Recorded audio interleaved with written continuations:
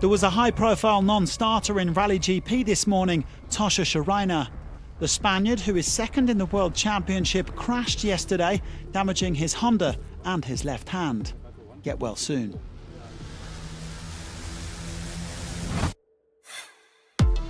Ross Branch was delighted to get back to winning ways yesterday after what has been a tough 2025 so far. However, his ill fortune returned with a vengeance on stage 2 as he ground to a halt early on with mechanical issues.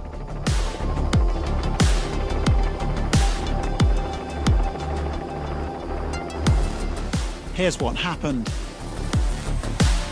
Just unlucky. I hit a big bird and broke the oil cooler, and now there's no oil left in the bike. The world champion did make it through, but lost over an hour and a half. It was a better day for his hero teammate, Nacho Cornejo. The Chilean struggles on this kind of terrain, so he spent a few months in Italy practicing on hardpack and enduro-style tracks. 6th place today, but he was some way behind the front runners.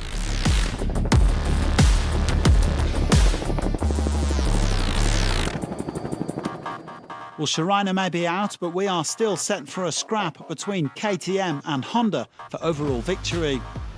The trio in red couldn't quite match the duo in orange today, coming 3rd, 4th and 5th, but the gaps at the top are tight.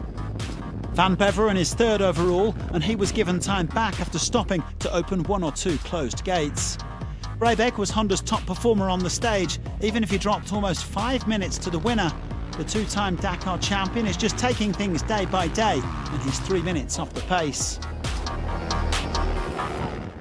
Well, Skyler Howes was very unhappy with his navigation yesterday, but said today was much better.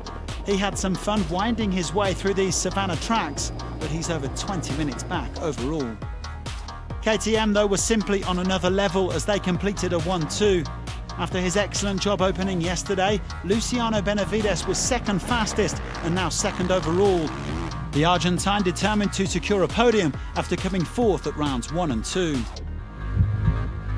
But up in 1st place, and it's becoming a familiar sight this season, was Mr. Daniel Sanders.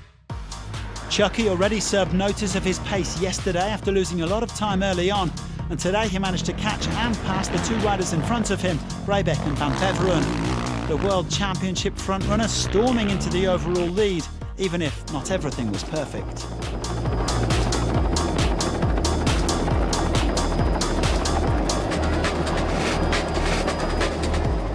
Sanders just 32 seconds ahead of his teammate Benavides today, but nearly 5 minutes clear of Brabec. Bradley Cox was 15 minutes back in 7th place. It is looking like a 4-horse race between Sanders, Benavides, Van Beveren and Brabec.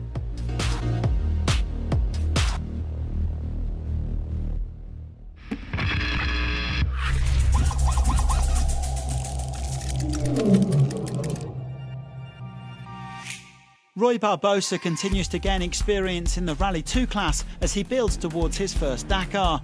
The Chilean needs to complete the Safari Rally to rubber stamp his entry for 2026. He admits that navigation is his Achilles heel, but he's a fast learner and he's currently running 5th overall in class. Konrad Dabrowski is a place ahead of him in 4th, having made a solid start to life with the Bass World KTM team. The Pole says it can be pretty hairy going through these sections with the deep grass, but when you can see what's coming up, it's good fun. A few navigation errors today, costing him around 18 minutes.